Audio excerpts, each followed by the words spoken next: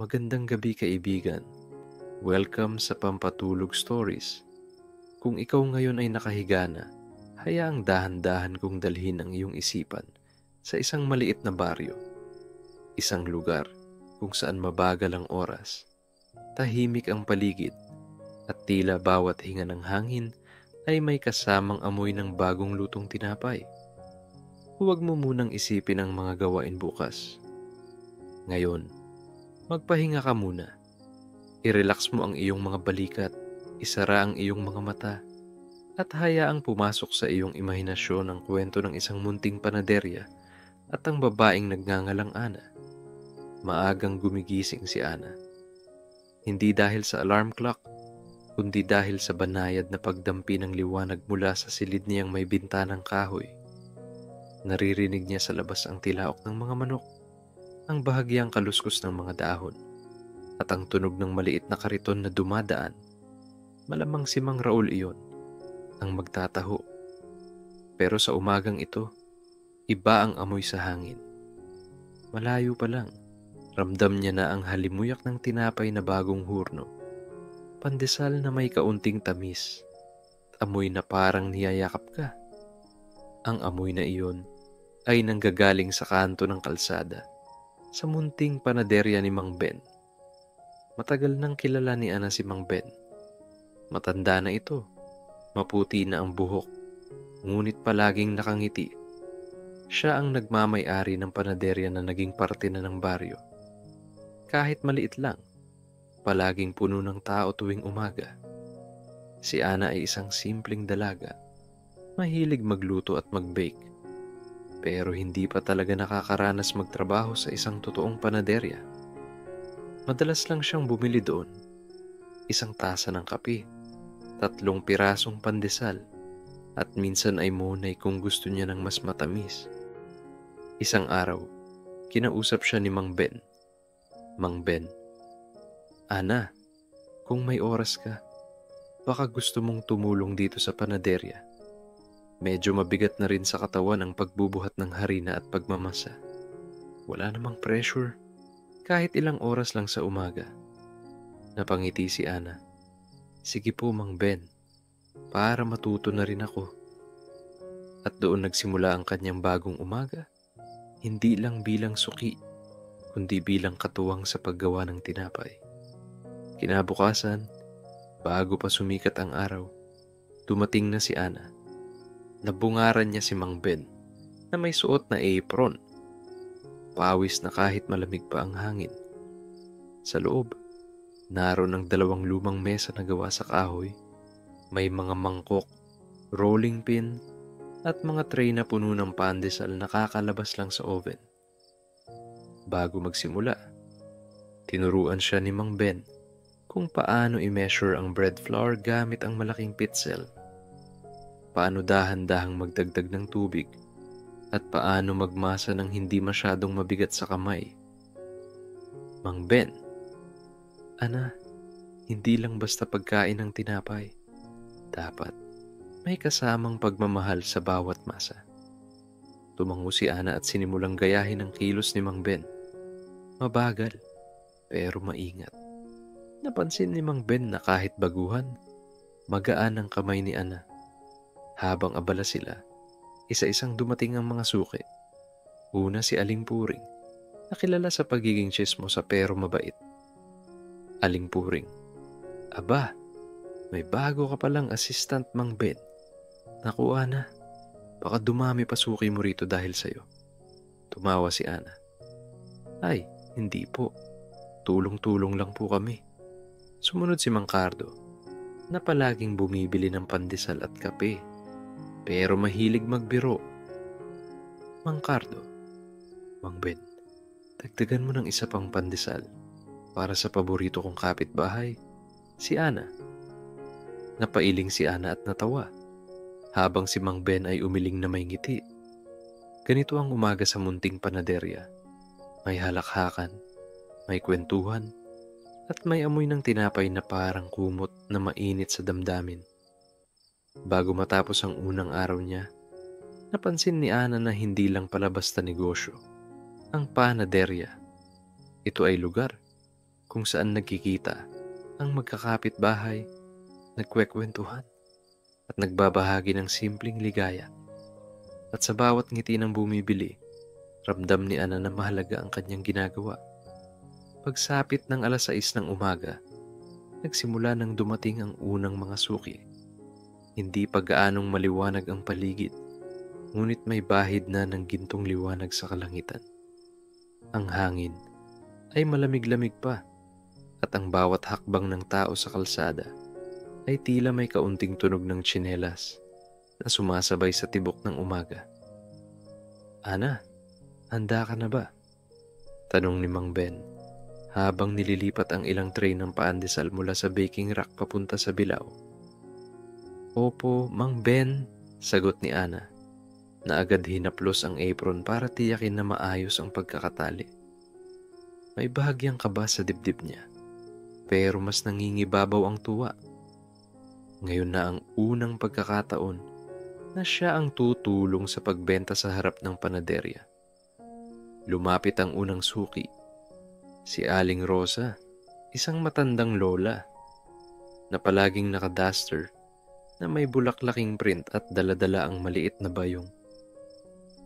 "Mang Ben, pandesal ko ha, yung mainit pa," sabi nito na may ngiting parang araw. "Oo naman, Aling Rosa. Eto na, bagong labas sa pugon," sagot ni Mang Ben. Sabay abot ng 6 na piraso. Si Ana ang naglagay sa supot, maingat at mabagal, para hindi mapisa ang malambot na tinapay. "Salamat ha, Ana. Ang lambing ng kamay mo maglagay ng tinapay," sabi ni Aling Rosa bago umalis. Napangiti si Ana at pakiramdam niya, unti-unti na siyang nabibilang sa maliit na mundong ito. Hindi nagtagal, dumating si Mang Cardo, ang driver ng tricycle na laging may kwentong nakakatawa. "Alam niyo ba, kaninang madaling araw, may pusang akala ko multo. Puting-puti kasi, tapos tumalon bigla sa bubong ng tricycle ko. Halos mahulog ako sa upuan," tawa niya habang kumukuha ng 10 pandesal.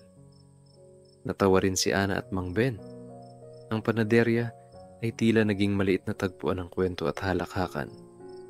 Bawat suki ay may dalang kakaibang kulay sa umaga. May magaan, may nakakatawa, minsan may kaunting drama, pero laging may kasamang amoy ng bagong lutong tinapay. Pumasok din si Lito, ang estudyanteng high school na madalas bumili ng monay para baunin sa klase. Tahimik siya, pero palaging may ngiting mahiyain. "Magandang umaga po," bati niya kay Ana. "Magandang umaga rin, Lito. Monay na naman?" tanong ni Ana. Tumango lang siya at inabot ang bayad. Sabay labas ng panaderya. Halos tumakbo papunta sa kanto. Napangiti si Ana. Siguro nahihiya lang talaga siya, naisip niya. Bawat oras ay dumadaloy ng dahan-dahan. Sa pagitan ng pag-asikaso sa mga suki, si Ana at Mang Ben ay nagkukwentuhan tungkol sa mga simpleng bagay tulad ng tamang timpla ng masa, ang sikreto sa malambot na ensaymada, at kung paano minsan ang amoy ng tinapay ay kayang magpabagal ng oras. Maya-maya, may dumating na batang mag-ina. "Pandesal po, 3 piraso lang." Mahina ang boses ng ina at halatang medyo kapos sa budget. Hindi na nagtanong si Mang Ben. Bagkus ay dinagdagan pa ng 2 piraso ang order. "Libre na yan," sabi niya. Napangiti ang mag-ina at sabay nagpasalamat. Napatingin si Ana kay Mang Ben. Kahit walang masyadong sinasabi, alam niyang isa iyon sa mga dahilan kung bakit mahal ng lahat ang munting panaderya na ito.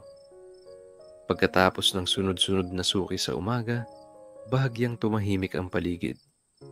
Lumabas si Ana mula sa likod para magwalis sa harapan ng panaderya. Ang kalsada ay nagsisimula ng mapuno ng araw at ang ingay ng mga tricycle at busina ay humahalo sa mabangong amoy ng tinapay. "Magandang umaga, Ana," Sigaw ng pamilyar na boses. Si Mang Thomas pala, isa sa pinakamatagal ng suki. Matanda na siya, nakasombrero, at laging may dalang maliit na basket. May bagong tinapay ba ngayon?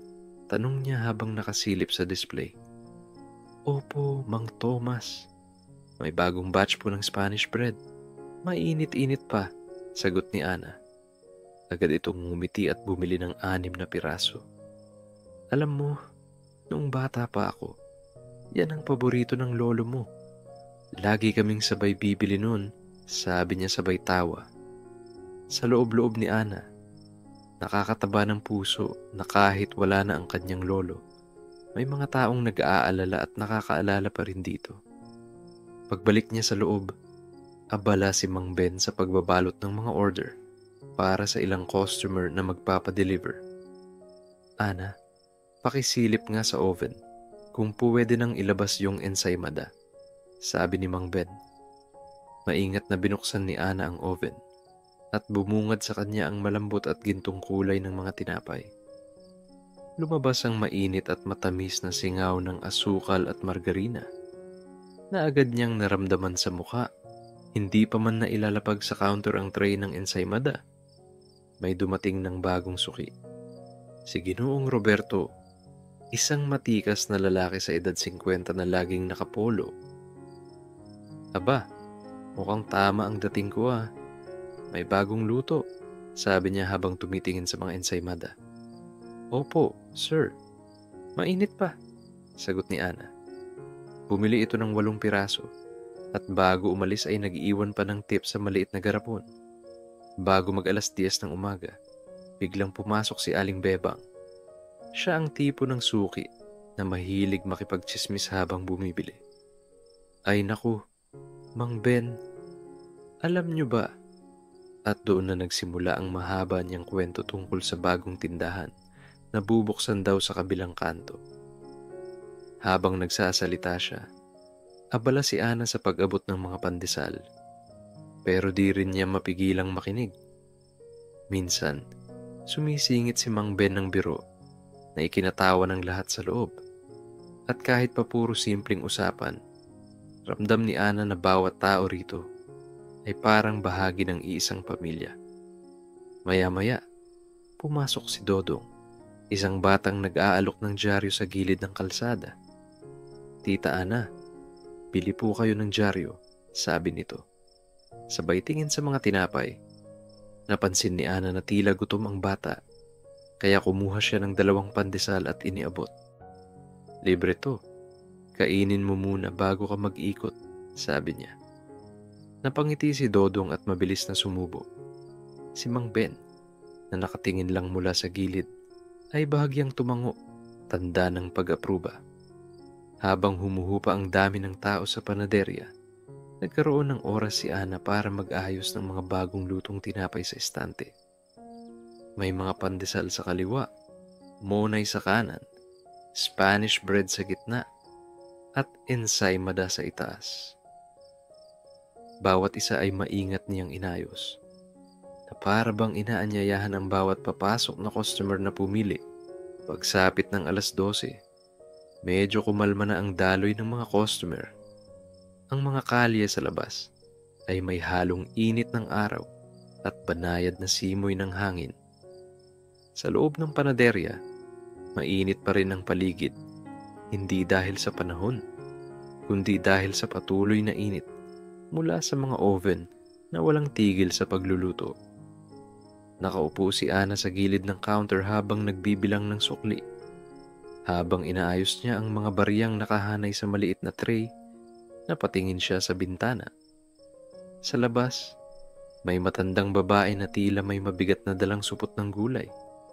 Agad siyang tumayo at lumabas. Lola, tulungan ko na po kayo, sabi ni Ana sabay kuha ng dala nitong mga supot. Ay, salamat iho. Ay, iha pala, sagot ng matanda sabay ngiti. Inihatid ni Ana ang matanda sa kabilang kanto kung saan ito nakatira.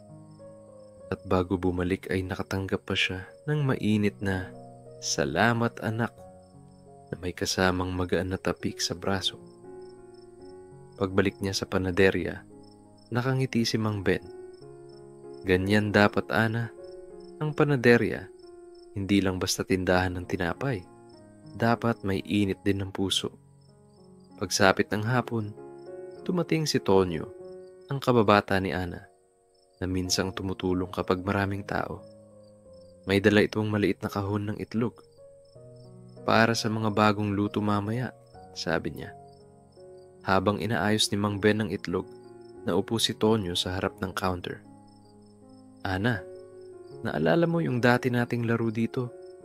Yung nagtatago tayo sa ilalim ng mesa habang hinihintay si Lolo? Napangiti si Ana. Oo, tapos lagi tayong nahuhuli kasi may mumo ng tinapay sa bibig natin. Nagkatawanan silang dalawa. Sa gitna ng kanilang usapan, may pumasok na isang babae na nasa edad 20. Magaan ang lakad nito at tila sanay na sa lugar. Napatingin si Ana kay Tonyo at napansin niyang biglang ayos ng upo si Tonyo at nagkunwaring abala sa pagtingin sa estante. Magandang hapon po, bati ng babae. Magandang hapon din, miss, sagot ni Ana. Bumili ito ng 2 monay at 3 pandesal. Pagkaabot ng sukli, tinanguan niya si Tonyo na halatang nangingiti pero nagkukunwaring seryoso. Paglabas ng babae, bumulong si Ana. Suki mo yata yun. Hindi pero pwede, sagot ni Tonyo, sabay tawa at pag-iwas ng tingin. Pagbalik ni Ana sa likod para ayusin ang mga bagong batch ng Spanish bread, naamoy niya ang halong mantikilya at asukal na sumisingaw mula sa oven. Lumapit siya at sinilip ang tray. Perpekto ang pagkakaluto, malambot sa gitna, at bahagyang malutong sa gilid. Dahan-dahan niyang inilabas ang tray at nilagay sa mesa. Bago pa man niya matapos, ay pumasok si Mang Cardo, isang driver ng jeep na palaging bumibili kapag pauwi na mula sa biyahe. Mainit pa ba yan, Ana? Opo, Mang Cardo. Kadarating lang po mula sa oven.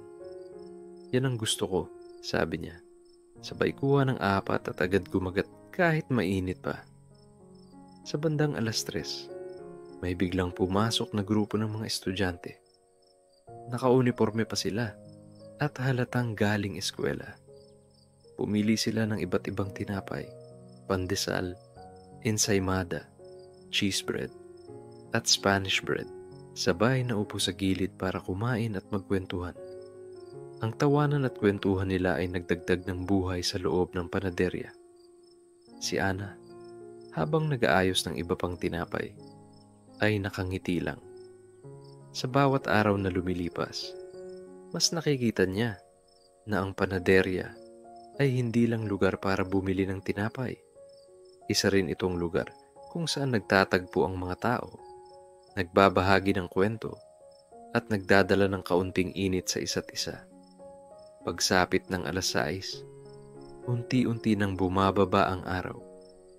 Ang liwanag mula sa labas ay nagiging kulay kahel at ang hangin ay may dalang malamig na simoy. Sa kalsada, makikita ang mga taong pauwi mula sa trabaho. Pitpit ang kani-kanilang mga bayong at bag. Sa loob ng panaderya, medyo tahimik. Si Ana ay abala sa pag-aayos ng natitirang tinapay sa estante. Ang mga monay, pandesal, at Spanish bread ay nakaayos ng pantay-pantay. Mula sa kusina, naamoy pa rin ang huling batch ng pandesal na kasalukuyang niluluto ni Mang Ben. Maya-maya, dumating si Mang Kulas, isang tricycle driver na parokyano nila gabi-gabi. Magandang gabi, Ana, pati niya. Magandang gabi rin po, Mang Kulas. Pandesal po ulit, tanong ni Ana habang nakangiti. Oo, 6 lang. Yung mainit ha, para kay misis, sagot nito sabay abot ng bayad. Habang binabalot ni Ana ang pandesal, nagbiro si Mang Kulas. Ana, baka naman sa susunod may libreng kape na iyan. Baka po kapag regular na po kayong tumulong maghugas dito. Balik biro ni Ana. Nagtawanan silang dalawa bago ito umalis. Bandang 7:00, dumating ang 3 kabataang lalaki na halatang galing pa sa basketball. Pawis na pawis sila at may dalang bola. Diretso sila sa shelf ng Spanish bread at bumili ng tig-4. Habang kumakain sa gilid, nagkukwentuhan sila tungkol sa laro. Pare, muntik na tayong manalo kanina kung pumasok lang yung huling tira mo, sabi ng isa. Aba, kasalanan mo rin yun. Hindi ka nagdepensa, sagot ng isa pa. Si Ana, habang nagbabalot ng tinapay para sa ibang customer, ay natatawa lang sa kanila. Paglabas ng huling batch ng pandesal mula sa oven, pumasok ang isang matandang lalaki na may dalang maliit na lampin na nakabalot. Paglapit nito sa counter, binuksan niya ang lampin at iniluwa ang maliit na basket na puno ng mangga. Ana, tikman mo. Bagong pitas sa likod ng bahay, sabi ng matanda. Ay, salamat po, Mang Nestor, sagot ni Ana sabay kuha ng ilan at inilagay sa isang maliit na mangkok. Bilang kapalit, binigyan niya si Mang Nestor ng 6 na pirasong pandesal.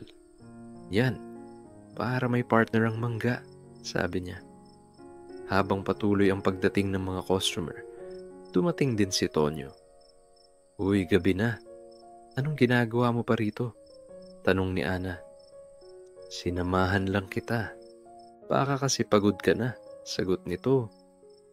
Nagkwentuhan sila habang naghihintay ng mga susunod na bibili. Sa labas, unti-unting dumadami ang mga ilaw sa poste at tindahan. Ang init ng panaderya ay nakahalo sa malamig na simoy ng gabi, kaya't para bang komportabling lugar itong tambayan. Pagsapit ng 9:00, halos sarado na ang mga tindahan sa paligid. Ngunit may ilang huling customer pa rin ang dumaraan.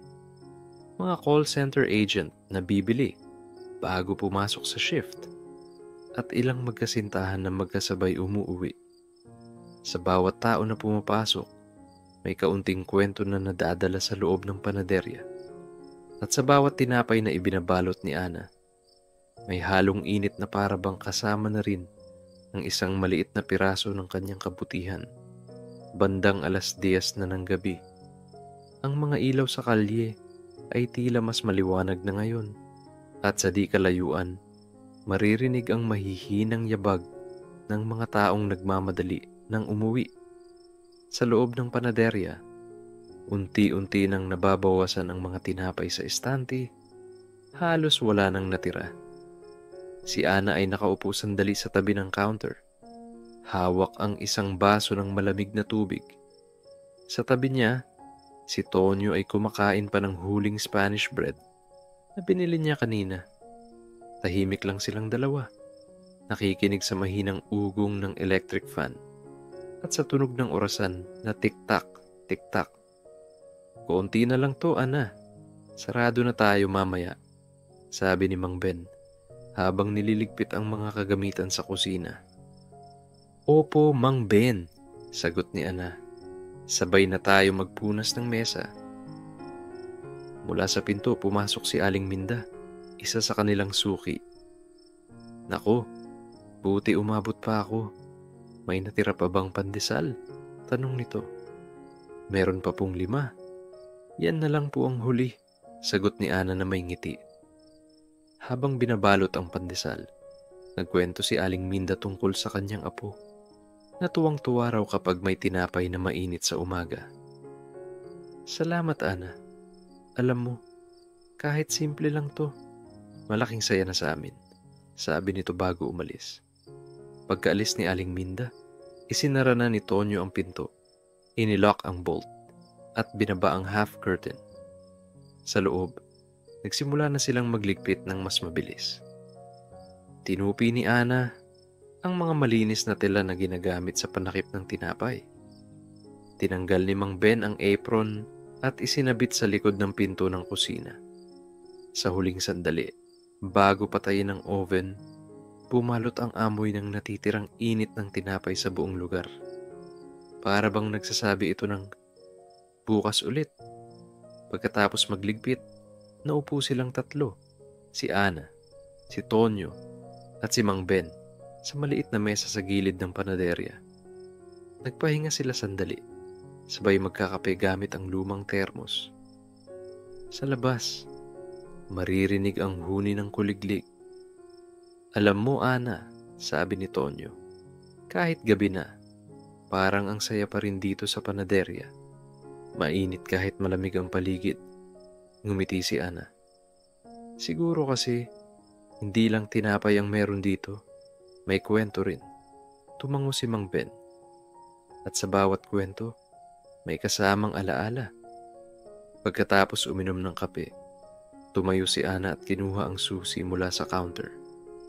Isa-isa nilang pinatay ang mga ilaw, hanggang sa tanging natira ay ang maliit na bumbilya sa labas ng pinto. Bago lumabas, huminto muna siya at tumingin sa loob.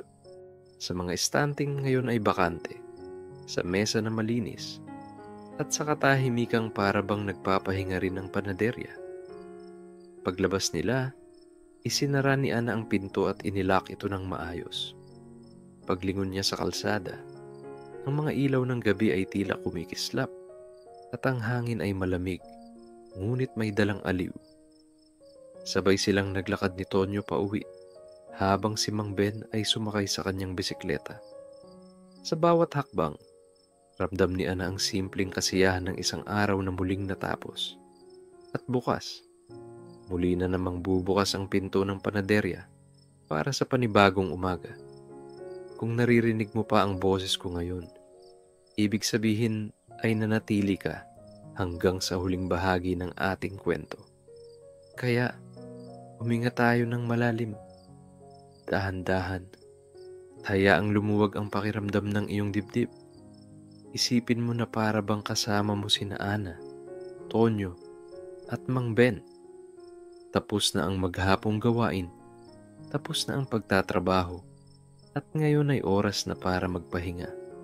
Sa labas ng panaderya, maririnig mo ang mahinang ihip ng hangin, dumarampi sa iyong balat na parang banayad na yakap. Sa di kalayuan, may huni ng kuliglig, at sa paligid ay may mga aninong gumagalaw mula sa liwanag ng poste ng ilaw. Tahimik, simple, at payapa. Wala nang kailangang habulin, wala nang kailangang tapusin. Dahil ngayon ay para lang sa iyo ang bawat sandali. Isipin mo na nakaupo ka sa labas. May hawak na tasa ng mainit na kape o tsokolate. Mabango ang hangin. At sa bawat paghinga mo, nararamdaman mong unti-unting gumagaan ang iyong isipan. Walang problema, walang kaba, walang pagod. Ang tanging nararamdaman mo ay ang katahimikan ng gabi at ang lambing ng simpleng kwento na ngayoy nagiging alaala na lamang. Habang nakapikit ka, maririnig mo pa rin ang mahinang tiktak ng lumang orasan ng panaderya. Bawat segundo ay parang pabulong na nagsasabi, "Pahinga ka na, ligtas ka rito, maayos ang lahat." Ramdam mo ang bigat ng iyong mga talukap na unti-unti nang bumababa at ang iyong katawan ay parang lumulubog sa malambot na kumot ng gabi. Wala kang kailangang isipin bukas dahil gaya ng panaderya, bukas ay panibagong araw na naman. At ngayon, hayaan mo na lang na dalhin ka ng hangin sa pinakamagandang panaginip. Magpahinga ka, kaibigan. Magandang gabi.